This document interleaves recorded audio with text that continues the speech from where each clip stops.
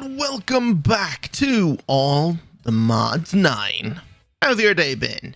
Good? Let me know down in the comments below. So, we return to gregtech. Last episode, we messed with Industrial 4 going, got ourselves all our dissolution chambers set up, and the wither extraction, latex, and we also messed with a little bit of the souls mod. So that means now, in our B area, we have this guy here, the warden, being extracted out to make souls.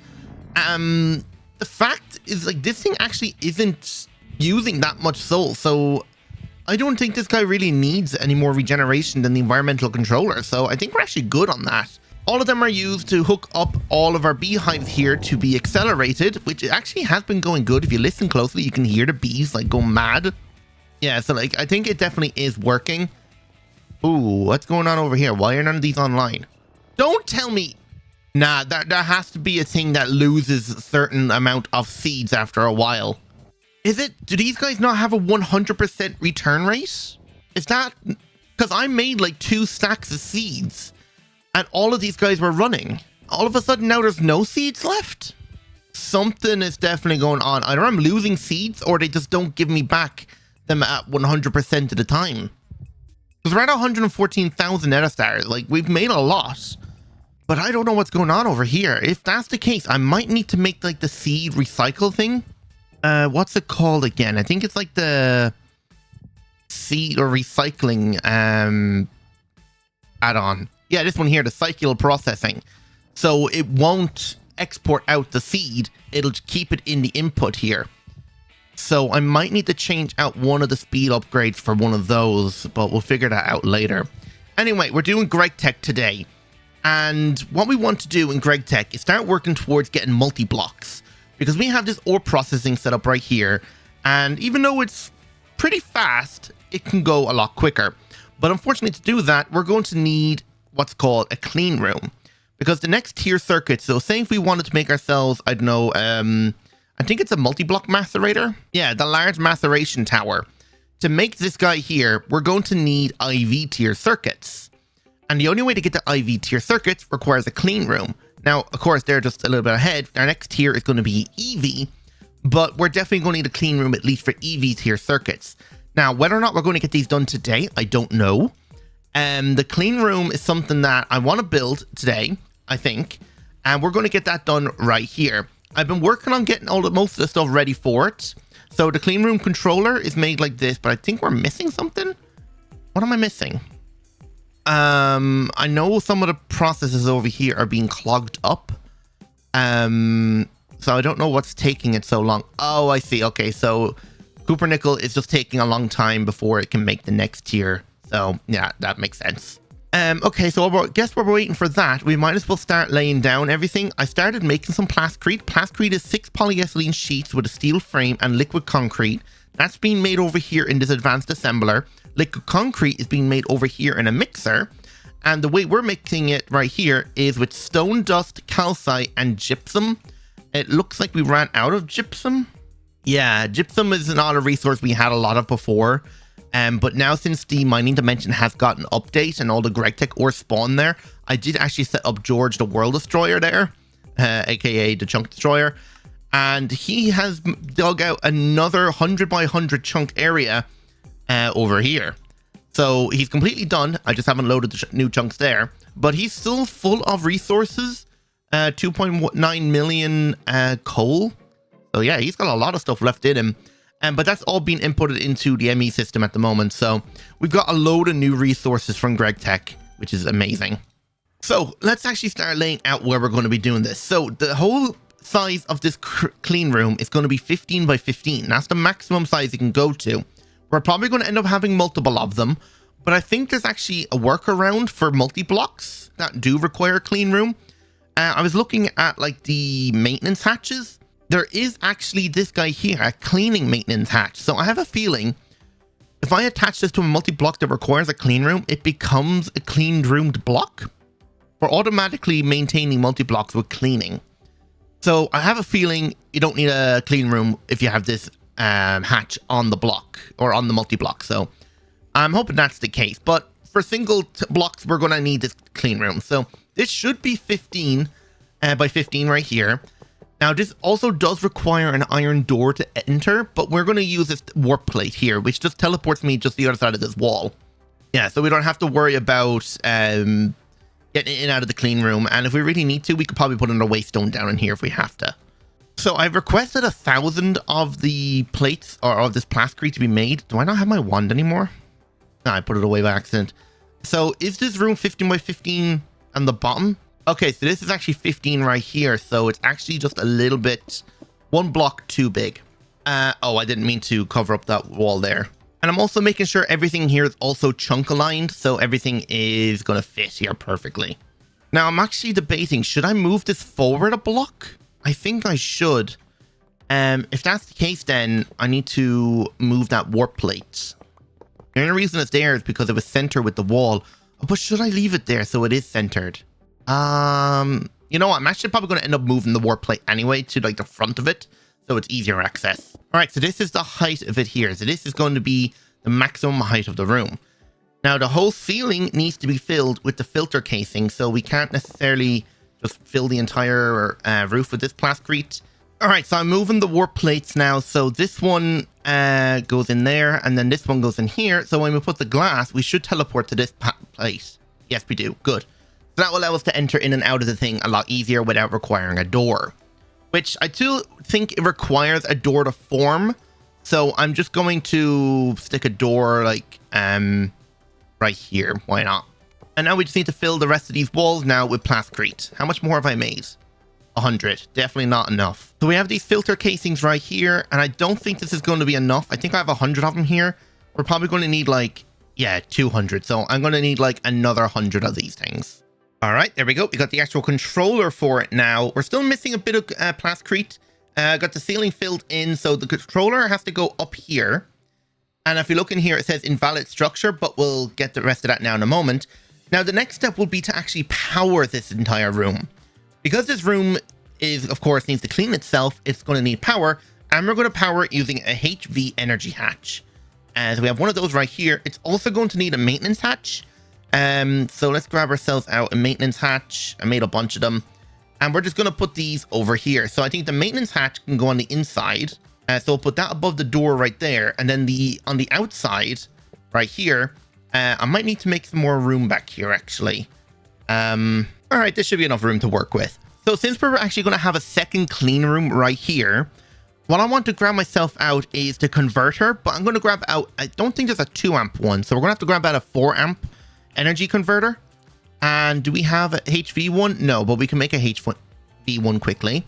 Oh, wait, does that require the same assembler this guy's using? It might. So yeah, so essentially we're just going to have the energy hatch right here. We're going to have the converter up here. And then we're going to have another energy hatch on the other side of this chunk here, which will be the start of the next clean room. So that way we can power 2 clean rooms off of 1 connection, which I think will work a lot better. Oh, never mind. It actually did craft it. Cool. So HV cable, what kind of tier cable is that? That's silver, isn't it? Loss per meter. We're only going 1 block. So yeah, this will work. So you go right there. I think that means output.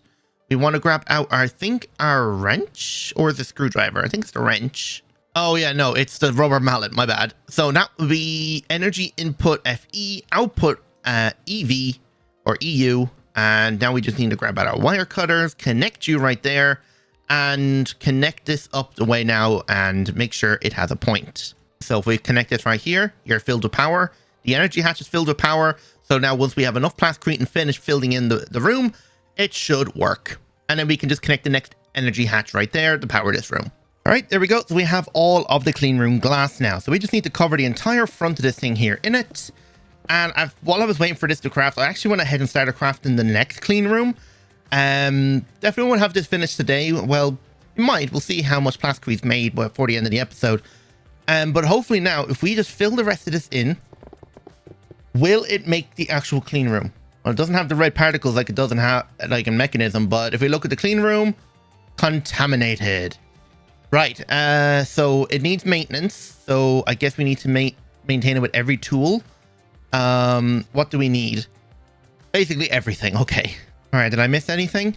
No, still contaminated, but it is turned on. So how long does it take? Is it actually getting power? Oh, power is being used. Okay, so it just might take a very long time before it gets clean because of how big this room is. Yeah, I think that might be the issue. So I guess we'll just wait until this room's clean now. And in the meantime, what I'm going to do is start making all of these new machines right here because they're all going to be needed inside the clean room.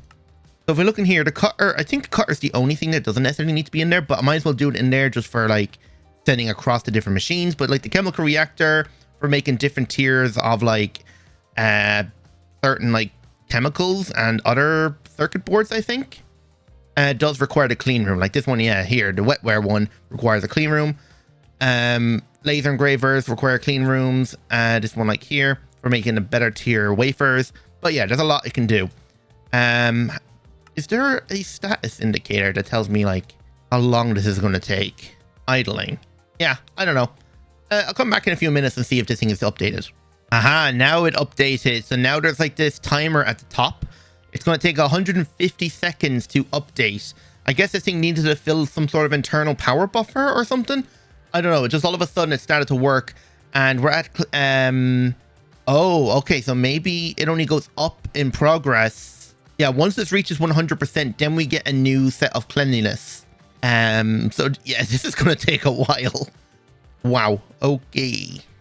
All right. And a little while later, it's actually been a couple of hours and our clean room is 100% clean. So this thing is ready to go. And in that time, I said we were going to get the second one probably built before the end of the episode. Well, it's done. We got the second one set up right here. And I'm trying to decide what's the best way to run these guys. I'm thinking of setting up one clean room just for making circuits and the other one for making whatever else needs to be made for the circuits, like the wafers and the laser engravers. And then we'll have other clean rooms for other things then along the line. So yeah, I'm thinking of just setting up the power or the circuit assemblers in here. And well, we currently have LV, MV, and HV, and there is better tiers of those circuits that do require the clean room. So we might as well get everything set up in here ready for it. So let's get these clean rooms operational.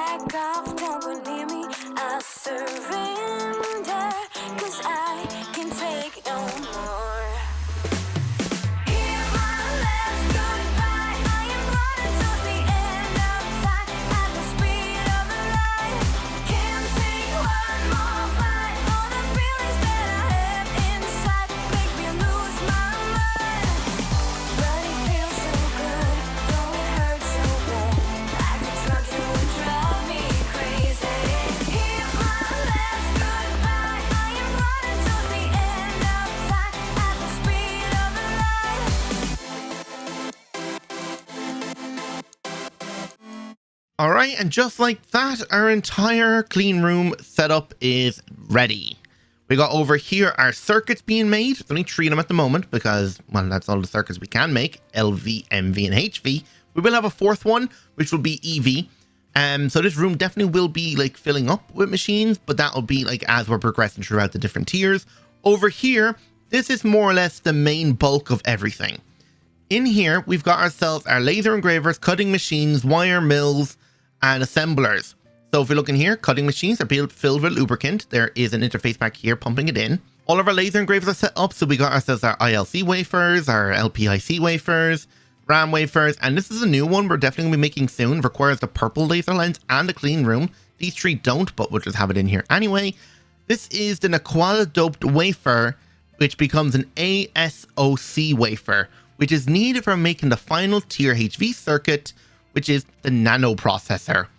So this is what we're going to need. And to make this wafer, You need to make yourselves a Naquata doped monocrystalline silicon boule, and that is cooked in a blast furnace. Now, of course, we're going to need a way higher coil, but we'll get that soon. And you have to cook that in argon. Now, to get argon, we're going to need to distill liquid air.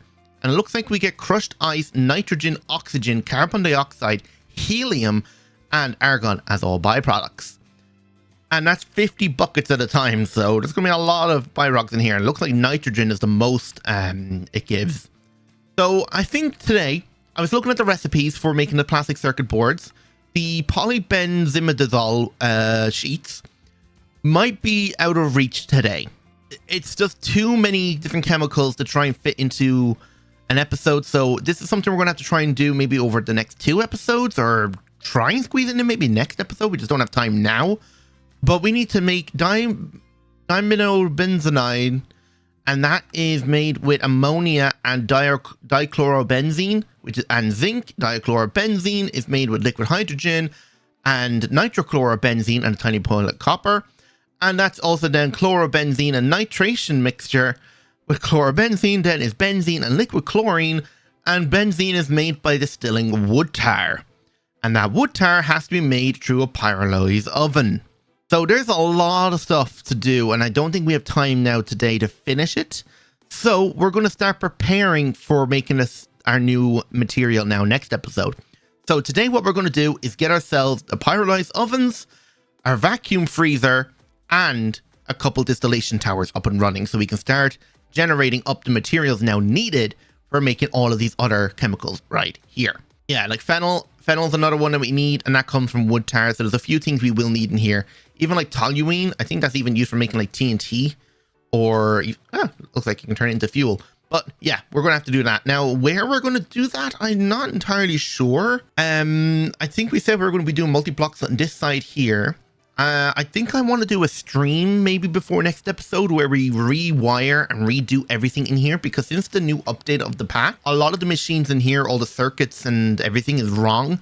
And I'd like to upgrade everything here to EV, because we should have access to EV circuits now today. So I hope that's a thing we'll be able to do. So if that's the case, then we might as well start over here, maybe on this wall on the opposite side right here. So let's have a look at what pyrolyse ovens need. So pyrolyse ovens, do we have everything for this? It looks like we do. I might want to set up a pattern for it, it'll be just easier to craft it that way. Everything here is auto-craftable. Cool. Now if we press use on it, now look at the multi-block information. Oh, okay. So this requires 16 coils. It's like a sideways blast furnace. We got our maintenance hatch, and it looks like energy hatches in the back, 2 of them, a muffling hatch, maintenance, input of fluids, input of items, output of fluids, output of items. Yeah, I don't think we need an input of fluids. I think we're just pumping wood and then pumping out wood tar and charcoal, which we can extract into more wood tar. So we don't need a fluid input. Now, how many pyrolyse ovens should we have? Let's go with maybe 4 of them. Normal steel fluid pipe. I don't have any of those. Okay, so for the pyrolyse oven, I don't know which coil to go with. I'm currently making cancel coils, but I think I want to go with nichrome, because if you look at the controller here, it says cupronickel coils are 25% slower. Every coil after cancel increases the speed by 50%.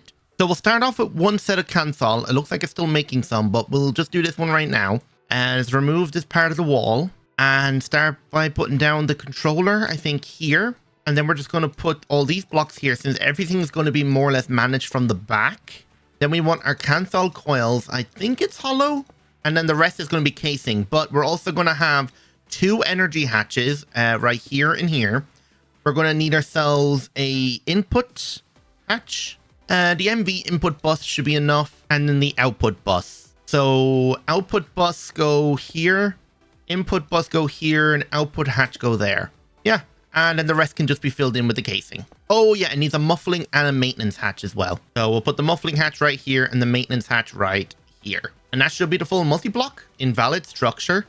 Does it actually need them on the front? Oh, I think it does. And actually, I just realized it just needs to be moved forward a block. There we go. Now we construct it. And now I'm done thinking about it. I might have had the controller on the bottom block. I can't remember. I guess I'll know when I go back to edit. So essentially then we want to grab out a wrench, and everything's going to face up the way. And these ones here are going to face down the way. And do we need to do maintenance on this thing? Probably do.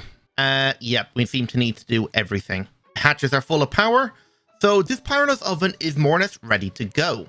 Everything is ready, it's idling, and it's running at EV. So this thing's going to hopefully be fairly quick. So if we just grab out some logs, I hope it's just regular logs. Because the recipe did say something about rubber logs. I think it does need it. Yeah, I think it actually needs the rubber logs. Oh, I see. I don't have a circuit set on it. So in here, I need to set circuit 1. And now it's going. So we should get ourselves a byproduct of charcoal in the output bus. And in here, we should get wood tar. Oh, creosote. Creosote? That's not right. Number 1 was 16. We're looking for wood tar. Oh, if you're burning with nitrogen, it's circuit 10. But without nitrogen, it's circuit 9. Okay, we had on circuit 1. So this thing actually should be running on circuit number 9. So now if we give it some logs and dump the creosote oil it made, now it's going to run, and it takes 8 seconds per recipe, and we should get ourselves wood tar. Yes. And then we can distill that down into our phenol and benzene. You also get some creosote oil from it, so it's not bad. All right, so I just went ahead and got myself a new P2P network, and I also made us all the cells needed for storing all of the different byproducts that we're going to be getting from distilling the wood tar. So all we need now is just an interface and then an exporter. So we're going to constantly be exporting out logs. Right here then is the output bus of charcoal, and then I'm just going to grab out a fluid pipe just to connect the wood tar over. All right, and then we can just run this out, connect that there, and connect it to our P2P tunnel. So all of the wood tar should go out. We probably need some acceleration upgrades. So you're going to fill with spruce wood. Yep. And now you're just going to be constantly making us wood tar, which is now being stored in the system. Yep, there it is. 21 buckets. Right. Let's see if we can get ourselves our first EV circuits done, and then we can make ourselves our vacuum freezer. All right. So to make ourselves our plastic circuit boards, we're going to be using the pattern of, where is it? Where'd it go? Polyethylene sheets with copper wire or copper foil with sulfuric acid, and this needs to be done in a chemical reactor. I have a HV1 right here. So we just need to grab some power cables. So that's going to be the 16X silver cable and connect you right there. You're filling with power. Cool. Pattern and some cable. You on top. And then we can just run this cable across like so. All right. And put that in here. And actually, sulfuric acid isn't something we're constantly getting in the system, is it? Even though I am crafting it, it's constantly being used up immediately. So actually, I think I might put an export bus right here. So any little bit that comes out will just go into this guy here. Yep, tiny bit's gone in, and now we got a bucket. So every time I make a bit, it should slowly fill up. So now that we have the plastic circuit board, we now need to make ourselves the printed circuit board, which requires another chemical reactor. You go on top. You are going to make that, and we're just going to do the similar what we did with the sulfuric acid, an exporter. And there's 2 options we have. We can either export out iron trichloride or sodium persulfate. And the thing is, we're already making sodium persulfate. You get it by, I think, electrolyzing sodium bisulfate dust, which we're getting by combining salt and our sulfuric acid. That's where most of our sulfuric acid is going. We're getting hydrochloric acid as a byproduct, so it's actually not that bad. Should automatically go in. Yes, it did. And actually, I forgot to set the exports on this thing here. So in and out. And now we're more or less ready. Did I put the pattern in? Yes, I did. But yeah, so now we could probably make our EV circuits. So since we don't actually have a pattern assembler for it, or circuit assembler, since we actually need the EV circuit, let's just see, can we craft it in one of the ones we already have?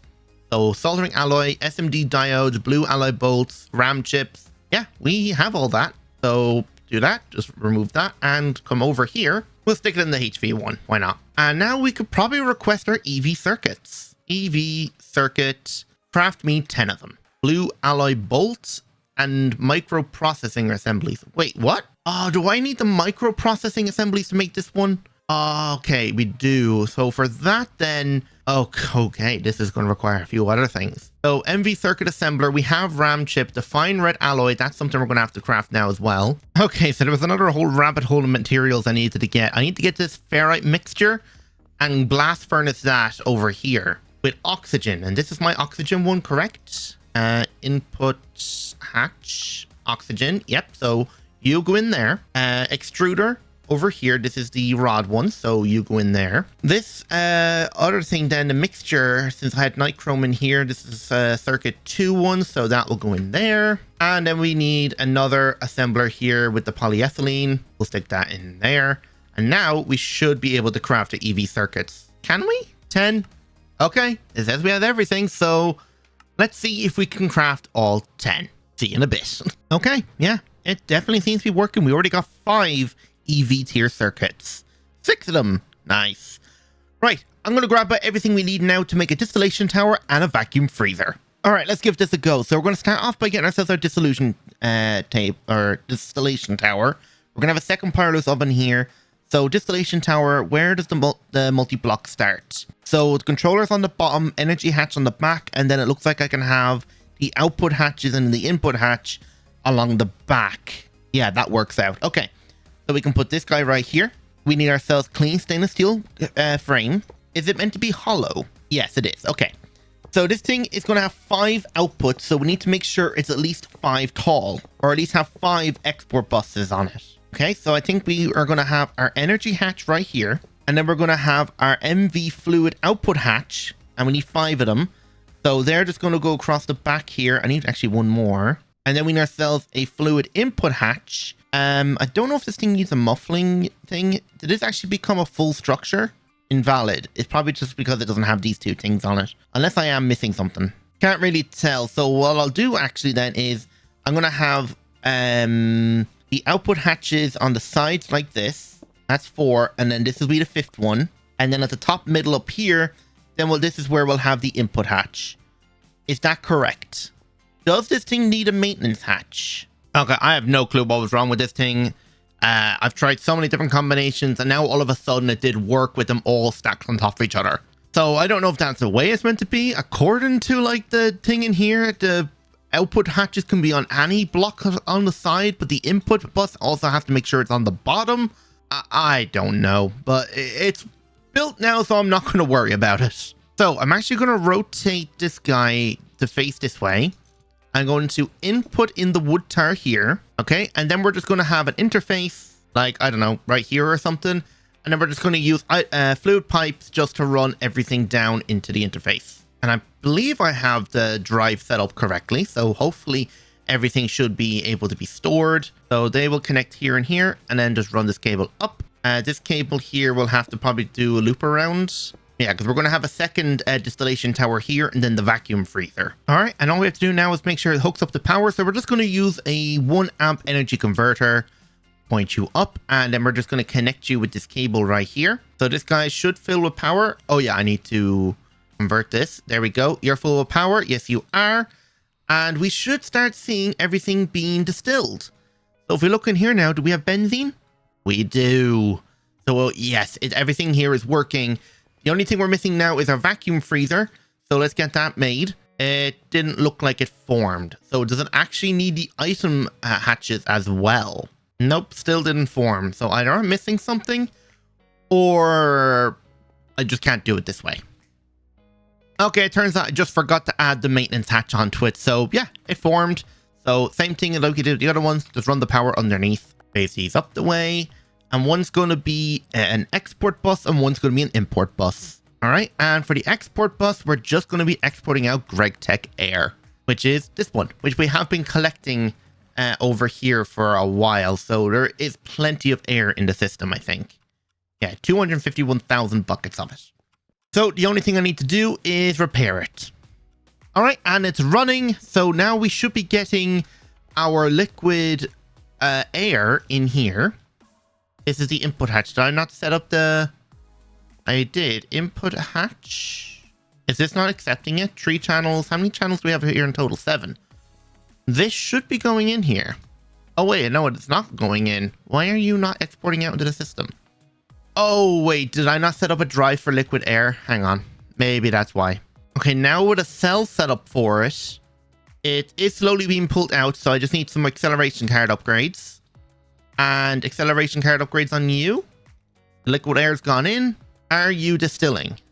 Do you need a certain amount or do you require a certain number? Oh, it requires 50 buckets inside to fill up. If that's the case, then our MV one is not enough because this thing can only hold 32 buckets. So I need to upgrade the input hatch. All right, there we go. So 34 buckets are going in. We need to wait till it reaches 50. And I don't think, are we going to produce more than anything else in here? 35. Our thing can only hold 32. So we're going to lose a tiny bit of nitrogen. But to be honest, I don't think that's going to be really an issue. Yeah, that's not a problem. All right, I'm not too worried about that. So yeah, there we go. Everything here is more or less set up. I want to see this thing run first, though, before we end it. Oh, no, he has full air, so why aren't you running? Oh, maybe it's because it can't export. Maybe it does need the bigger hatch for exporting out the nitrogen. Okay, hang on, let me upgrade it. Okay, yeah, so it's starting to work now. So it turns out I just need to change every export to a HV1 for some reason. Maybe I couldn't decide which one to put the nitrogen in. But it's running now, so at least it's working. So I'm going to end it there. Hope you all enjoyed. And if you did, don't forget to hit the like button, subscribe if you're new, and hit that notification bell while you're at it then as well. So without any further ado, goodbye.